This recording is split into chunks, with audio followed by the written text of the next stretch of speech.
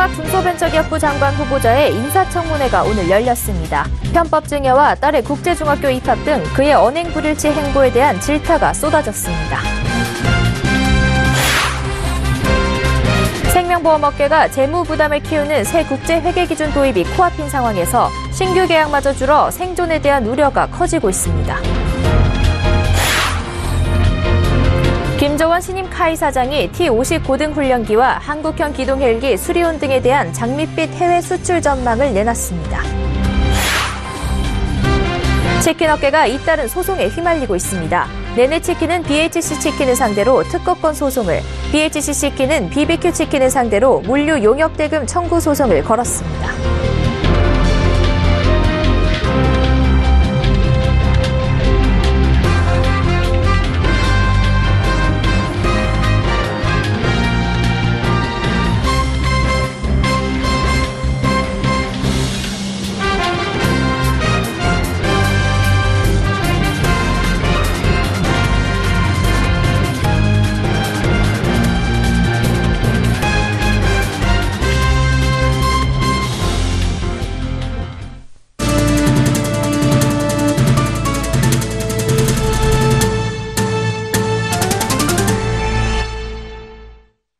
시청자 여러분 안녕하십니까? 생경제현장 양한나입니다.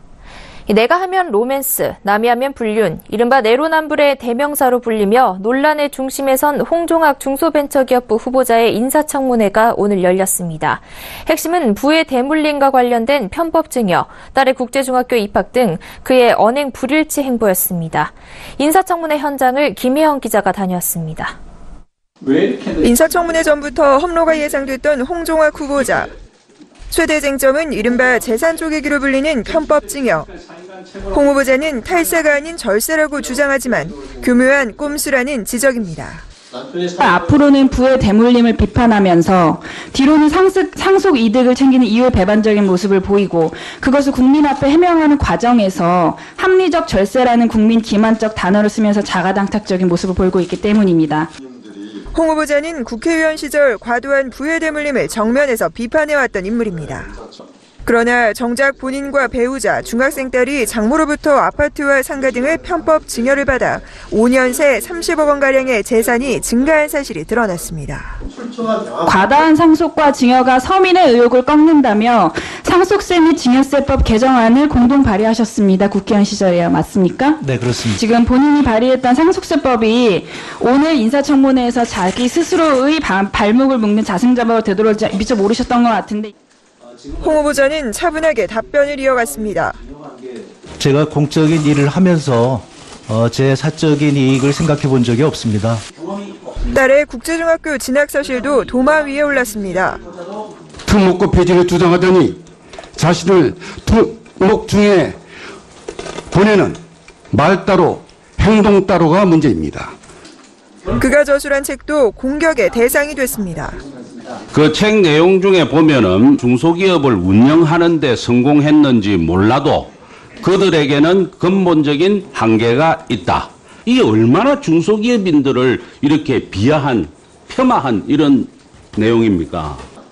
과거의 행적이 부메랑으로 돌아와 각종 논란에 휩싸인 홍종학 중기부 장관 후보자. 파고를 잘 넘고 중기부의 수장으로 중소기업과 소상공인을 위한 목소리를 낼 수 있을지 주목됩니다. 서울경제TV 김혜영입니다. 생보업계는 최근 성장은커녕 생존을 고민하는 분위기입니다. 신규 계약은 갈수록 줄어드는데 분위기를 반전시킬 만한 카드는 보이질 않습니다. 여기에 보험사의 재무 부담을 키우는 새 국제회계기준 도입 시점도 점점 다가오고 있어 앞으로 몇 년이 생보업계의 보릿고개가 될 것이란 전망까지 나옵니다. 정홍규 기자입니다. 생명보험업계의 신규 계약 건수와 금액이 모두 감소 추세입니다.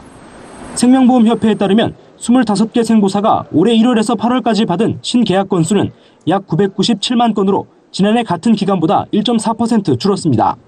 건수로는 감소폭이 커 보이지 않지만 신규 계약 금액은 확연히 줄었습니다. 올해 들어 8월까지 생보업계 누적 총 신계약 금액은 약 222조 원으로 지난해 같은 기간과 비교해 9% 가까이 빠졌습니다. 특히 삼성생명과 교보생명, 한화생명 등 생보업계 빅3는 신계약 금액이 10% 넘게 줄었습니다. 역성장의 가장 큰 원인은 매력을 상실한 저축성 보험입니다. 비과세 혜택이 축소된 데다 최근 금리가 오르고 있지만 보험회사의 공시이율은 시중금리보다 후행하는 성격이 있어 경쟁력도 떨어집니다. 여기에 보험사들마저 판매에 적극적이지 않습니다. 오는 2021년 도입되는 새로운 국제회계 기준에서는 고객에게 돌려주기로 정해진 돈이 많은 저축성 보험이 부채 규모를 더 키우는 탓입니다. 이 때문에 보험사들은 보장성 보험 마케팅에 집중하려 하고 있지만 만족할 만한 성장세를 기대하긴 어려운 상황입니다. 보장성 보험도 최근에 좀 고성장을 많이 했습니다. 그러다 보니까 이제 신규 수요를 창출하는 데는 조금 역부족인 것 같습니다. 성장을 하고는 있는데 성장세가 지금 둔화되고 있는 모습이고요. 최근 저성장세는 고령화 등 구조적인 문제도 얽혀 있어 단기간에 반전되긴 어려울 것으로 전망됩니다. 전문가들은 생보업계의 전략 중심이 양적 성장에서 수익성 위주의 질적 성장으로 이동해야 한다고 조언합니다. 서울경제TV 정원규입니다. 한국항공우주산업인 카이의 김조원 신임 사장이 오늘 카이가 생산하는 고등훈련기 T-50과 수리온의 해외 수출 가능성에 대해 언급했습니다. 또 결빙 인증 문제로 군 공급이 중단된 한국형 헬기 수리온의 전력화도 올해 말까지 이루어지도록 하겠다고 밝혔습니다. 자세한 내용 김상용 기자가 보도합니다. 김조원 신임 카이 사장이 오늘 서울 대방동 공군회관에서 열린 제1회 카이 과학기술상 시상식에 앞서 취재진들과 공식적인 첫 만남을 가졌습니다. 김 사장은 이 자리에서 T-50 고등훈련기와 한국형 기동헬기인 수리온 등에 대해 장밋빛 해외 수출 전망을 내놓았습니다. 지금 수출 상담이 진행되고 있는 것이 본격적으로 하고 있는 게 한 7개국 정도 되고요. 추가로 한 2개국에서는 9개 나라 정도 하고 아르헨티나도 그동안 중단됐던 게 재개를 해서 협상을 하고 있고 보츠와나도 지금 하고 있고 숫자는 더 늘어날 것 같습니다. 김 사장은 한국형 기동헬기 수리온의 결빙 인증 문제로 군 납품이 중단된 상태에 대해서도 입을 열었습니다. 빠르면 11월 중, 아무리 늦어도 올해 내까지는 수리온을 전력화하겠습니다. 제가 어떤 노력을 하든 설득을 하든 전력화해야 되는데 수리온을 운행하는 준이 결빙이 목표에 도달을 하지 못했지만 한국에서 전력화해서 운행하는 데는 문제가 없다는 확신을. 김 사장은 다만 미국 고등훈련기 교체 사업인 APT 수주에 대해 신중한 입장을 보였습니다. APT 사업은 한국의 카이가 T-50 고등훈련기의 핵심 부품을 미국의 로키드 마틴사에 공급하고 로키드 마틴사가 현지에서 이를 조립해 미국 정부에 입찰하는 형태로 진행됩니다. 따라서 두 회사는 현재 입찰 가격을 놓고 협상을 진행 중입니다. 로키드 마틴이 입찰을 할 때 최저가 입찰 제도니까 그 제한가를 낮추기 위해서 우리를 끝없이 지금 압박하고 있습니다. 우리로서는 우리의 원가를 줄이도록 최선을 다해서 노력을 할 것이고 그렇다고 우리가 손해보고 할 수는 없으니까요. 네. 저가 수주까지 갈 것인가는 로키드 마틴이 이제 판단을 할 일이고. 김 사장은 마지막으로 2030년까지 세계 5대 항공업체로 도약하겠다는 장기 비전도 내놓았습니다. 2030년까지 세계 5대 항공우주업체로 틀림없이 발돋움할 수 있을 것이다. 또 돼야 될 부분도 민항기라고 생각을 합니다. 그래서 우리는 중행기를 지금 목표로 하고 있습니다. 카이를 향한 검찰의 경영비리 수사와 하성룡 전 사장의 구속 기소로 어수선해진 상황에서 카이의 구원투수로 나선 김조원 신임 사장이 어떤 식으로 경영 정상화를 이뤄낼지 주목됩니다. 서울경제TV 김상용입니다. 성추문과 갑질 논란, 이딴 가격 인상 등으로 시끄러웠던 치킨 업계가 이번엔 꼬리에 꼬리를 무는 소송에 휘말리고 있습니다. 네네치킨이 BHC 치킨을 상대로 또 BHC 치킨이 BBQ 치킨을 상대로 소송을 제기했습니다. 이 문제는 본사의 법적 소송으로 애꿎은 가맹점주들만 손해를 볼 수 있다는 겁니다. 이보경 기자입니다. 네네치킨은 BHC 치킨이 자사 제품을 베꼈다며 특허권 소송을 걸었습니다. BHC의 뿌링클 치킨을 성분 조사한 결과 18개 중 16개 원재료가 자사의 스노잉 시즈닝 야채와 성분이 동일하고 나머지 2개의 성분은 스노잉 시즈닝 치즈와 성분이 같다는 겁니다. 이에 BHC는 맛도 제조 방식도 전혀 다르다며 명예훼손 맞고소 등 강력한 법적 대응을 할 것이란 입장입니다. 이와 동시에 BHC는 모회사였던 BBQ를 상대로 2,300억 원대 물류 용역 대금 청구 소송을 서울중앙지법에 제기했습니다. BBQ가 약속했던 물류 서비스 계약을 일방적으로 파기했다는 이유에서입니다. BBQ는 2013년 미국계 사모펀드인 로아튼에 BHC를 팔았습니다. 당시 BBQ는 물류센터도 함께 팔았고 이때부터 BHC는 10년간 BBQ의 물류 용역을 담당하기로 했습니다. 그런데 BBQ가 지난 4월 신제품 개발 정보 보안 등을 이유로 물류 서비스 거래를 중단했고 결국 법적 다툼으로까지 이어진 겁니다. 문제는 치킨 업계의 소송으로 인한 피해가 가맹점주에 고스란히 전가된다는 점입니다. 부정적인 뉴스가 나오면서 기업 이미지가 실추되면 가맹점 매출에 직격탄이 되기 때문입니다. 앞서 호식이 2마리 치킨의 매출은 회장의 여직원 성추행 사건 이후 최대 40%나 떨어진 것으로 나타났습니다. 끊이지 않는 치킨 업계 논란에 점주들의 한숨은 늘어나고 있습니다. 서울경제TV 이보경입니다. 3년간 지속된 건설 수주 호황이 내년에 끝날 것이란 전망이 나오는 등 건설사들의 고민이 깊어지고 있습니다. 내년부터 재건축 초과 이익한 수제가 부활돼 정비사업 물량이 줄어들 가능성이 크고 대규모 입주의 대출 규제, 금리 인상도 예상되는 만큼 분양사업도 녹록지 않은 상황입니다. 건설사들은 정부에서 공급하는 신규 택지 개발에 관심을 갖는 모습입니다. 정창신 기자입니다. 건설사들이 내년 분양 등 사업 계획 짜기에 한창인 가운데 고심이 깊어지고 있습니다. 그동안 효자 역할을 했던 분양 사업이 내년부터 물량이 줄어들 가능성이 크고 정부의 SOC 사업도 축소되기 때문입니다. 건설산업연구원은 내년 국내 건설 수주 전망을 4년 내 최저치인 133조 원으로 예측했습니다. 전년보다 15% 감소한 금액입니다. 이에 따라 지난 2015년 이후 3년간 지속됐던 건설 수주 호황 국면이 종료될 것으로 관측했습니다. 여기에 내년부터 재건축 초과이익 환수제가 부활돼 재건축 단지에서 사업 추진을 늦출 가능성이 큽니다. 분양가 상한제 지역 지정도 예상되는 만큼 분양 사업도 녹록지 않은 상황입니다. 2, 3년 전 분양 호황기에 무차별 공급했던 아파트는 입주 폭탄이 돼 돌아오고 금리 인상도 예고된 상황입니다. 이 같은 분위기에 건설사들은 정부에서 신도시 지정 등 신규 택지 개발을 기대하는 눈치입니다. 건설업계 관계자는 대규모 아파트 공급이 가능한 신규 택지가 개발됐으면 숨통이 트일 것이라며 속내를 내비쳤습니다.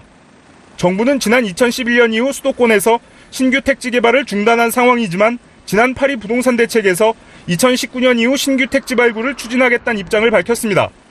실제로 국토교통부에 따르면 정부는 수도권에 51만 9천 가구를 지을 수 있는 공공택지를 보유하고 있습니다. 그린벨트 해제 등을 통해 신규 공공주택지구를 개발하겠다는 겁니다. 업계에선 하남과 성남, 과천, 화성, 평택, 양주, 파주 등지에 미니신도시급 단지가 들어설 수 있을 것으로 예상하고 있습니다.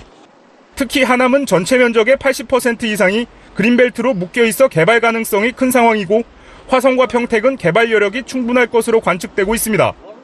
서울경제TV 정창신입니다. 정부가 5.24 조치와 금강산 관광 중단에 따른 피해 조사를 거쳐 내년 초 지원금을 처음으로 지원합니다. 통일부는 정부의 갑작스러운 정책 변화로 뜻하지 않은 어려움을 겪고 있는 기업들에 국가가 책임진다는 차원에서 취한 조치라고 밝혔습니다. 정부는 또 작년 2월 개성공단 전면 중단에 따른 입주기업 피해에 대해 660억 원을 추가 지원합니다. 정부는 개성공단 전면 중단을 결정한 뒤 입주기업에 그동안 5,173억 원의 지원을 해왔습니다. 이는 정부가 추산한 피해액 7,861억 원의 66% 수준으로 이번에 660억 원이 추가 지원되면 총 지원액은 피해액의 74%인 5,833억 원이 됩니다. 추가 지원은 이번 달 안에 남북교류협력 추진협의회 의결을 겹쳐 진행될 예정입니다. 가계통신비 인하 방안을 논의할 사회적 논의기구 가계통신비 정책협의회가 오늘 공식 출범했습니다. 위원장으로는 강병민 경희대 경영대 교수가 선출됐고 총 인원은 20명입니다. 학계 교수 4명과 시민단체 4명, 정부 측 5명과 기업 측 7명이 참여합니다. 협의회는 앞으로 100여일 동안 운영되며 보편요금제와 단말기 완전자급제 등 통신비와 관련해 사회적 합의와 공감대 형성이 필요한 의제를 협의회 스스로 선정하게 됩니다. 논의 결과는 국회 상임위에 보고해 입법 과정의 참고자료로 활용될 수 있도록 하겠다는 게 협의회의 입장입니다. 펀드 슈퍼마켓을 운영하는 펀드 온라인 코리아에 따르면 펀드 슈퍼마켓을 통해 비과세 해외 주식 펀드에 투자한 투자자 중 92.8%가 수익을 올렸습니다. 펀드 온라인 코리아가 지난달 말 기준 비과세 해외 펀드 투자자 2651명의 누적 투자 수익률을 분석한 결과 평균 수익률은 7.4%, 최고 수익률은 67.9%였습니다. 수익률별 분포를 보면 0% 이상 5% 미만의 수익을 보고 있는 투자자가 37.3%로 가장 많았고 5% 이상 10% 미만 수익률을 거둔 투자자가 26.8%, 10% 이상 20% 미만이 22.5% 순이었습니다. 20% 이상 수익률을 기록하고 있는 투자자도 6.1%에 달했습니다. 반면 마이너스 수익률을 보인 투자자는 7.2%였습니다.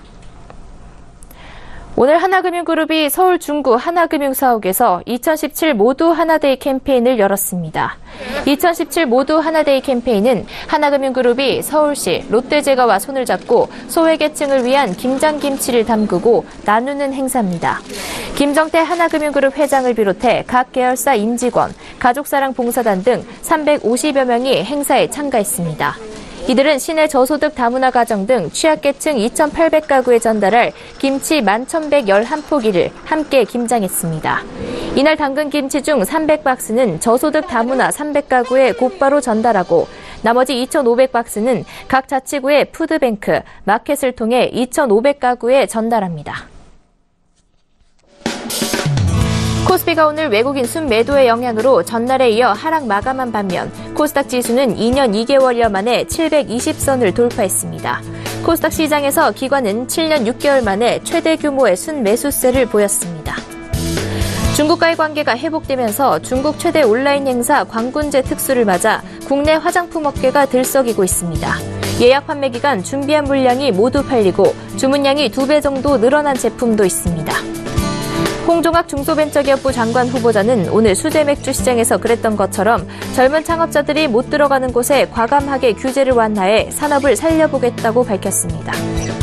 질병관리본부에 따르면 작년 국내 대형병원 응급실로 들어온 개물림 환자는 2,176명이었고 이 가운데 4%가량이 입원을 하고 이들의 평균 입원 기간은 2주에 달했습니다.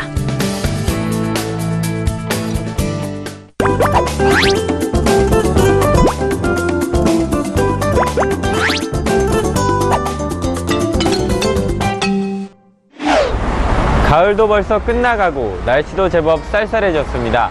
이럴 땐 따뜻한 차 한 잔이 생각나게 마련인데요.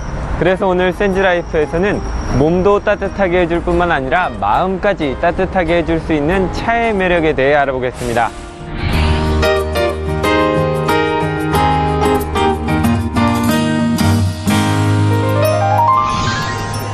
차 한 잔 어떠세요? 라는 말은 많이 쓰이지만 실제로 차를 마시는 경우는 많지 않죠.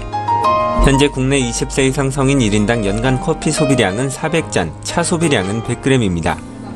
시중에 판매되는 녹차 티백이 1.5g 정도인데 이를 기준으로 환산하면 1인당 차 소비량은 연간 67잔 정도로 커피 소비량의 6분의 1이 채 되지 않습니다.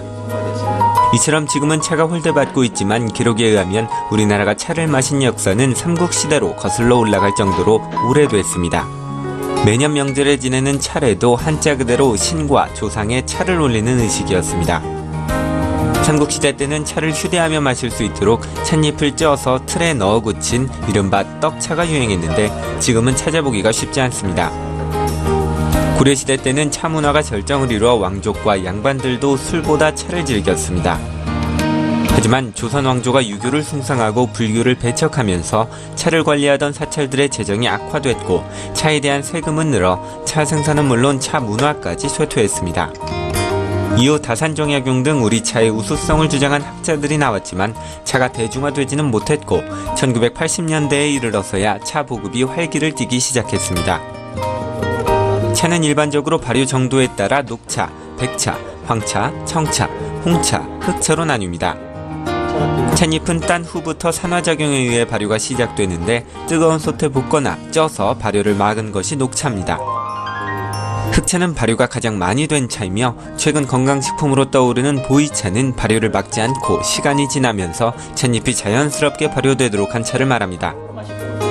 발효가 많이 된 홍차나 흑차는 끓는 물을 바로 부어 30초에서 1분 정도 짧게 우려내는 것이 좋습니다. 반면 발효가 되지 않은 녹차의 경우는 끓는 물을 60도에서 80도 정도로 식혀서 2분 정도 우려내야 차를 더 맛있게 즐길 수 있습니다. 우리나라 고유의 차 문화를 다레라고 합니다. 다도라는 표현이 흔히 알려져 있지만 이는 일본의 차 문화를 가리키는 표현입니다. 다레를 통해 차 생활을 습관화하면 마음을 안정시킬 수 있을 뿐만 아니라 자연스레 가족, 지인과 대화할 기회도 늘어납니다. 차에는 다양한 효능이 있는데 차를 습관화해 오랜 기간 마실수록 그 효과는 커집니다. 차는 이제 그 효능이 뭐 여러 가지 있겠지만 뭐 정신적을 안정을 시켜주는 게 가장 클 거고요. 면역력이 증강이 되기 때문에 여러 가지 그 생활 그 습관병을 예방해주는 효과가 가장 크다고 보겠죠. 황산화 작용을 한다든가, 그 다음에 이제 피를 맑게 해주는 그런 그 성분들이 많이 다양한 함유가 되어 있죠. 그래서 차는 심혈관 질환 예방과 체지방 연소에도 효과가 있으며 당뇨 예방과 난소암, 췌장암 치료에 도움이 된다는 연구 결과도 있습니다. 이렇게 찻잎을 따 만든 잎차뿐만 아니라 과일이나 약재를 끓여 만든 우리나라 전통차도 몸을 따뜻하게 하고 질병을 예방하는 효능이 있습니다. 대추차는 비타민 A와 비타민 B1, B2가 많이 들어있어 신경쇠약, 빈혈, 식욕부진 등의 효과가 있으며 모과차는 위장 기능 개선과 피로 회복에 좋습니다. 감기 치료에 잘 듣는 것으로 알려진 생강차는 열을 내리는 효과가 있고 소화불량, 설사에도 도움이 됩니다. 전통차가 몸에 좋다는 것은 널리 알려진 사실이지만 재료나 향에 대한 거부감 때문에 전통차를 꺼리는 분들도 많은데요. 이런 분들을 위해 전통차에 우유를 접목한 대추라떼, 생강라떼, 도라지라떼도 있습니다. 대추와 생강, 도라지는 모두 향이 강한 재료이지만 데운 우유와 만나면서 향은 줄어들고 단맛은 더욱 살아납니다. 여기에 우유의 부드러움과 든든함이 더해져 젊은 층에게도 인기를 끌고 있습니다. 전통 재료는 대추가 단맛과 향이 좋아서 남녀노소 누구나 거부감 없이 즐길 수 있게 우유를 첨가해서 개발하게 되었고요. 이 대추라떼가 제 매장에서 인기가 좋아서 생강라떼와 이제 도라지라떼까지 개발하게 되었습니다. 따뜻한 커피도 좋고 달콤한 코코아도 좋지만 정성스레 우린 잎차와 우리 재료로 맛을 낸 전통차로 진정한 차 한잔의 여유를 느껴보는 건 어떨까요? 서울경제TV 김성훈입니다.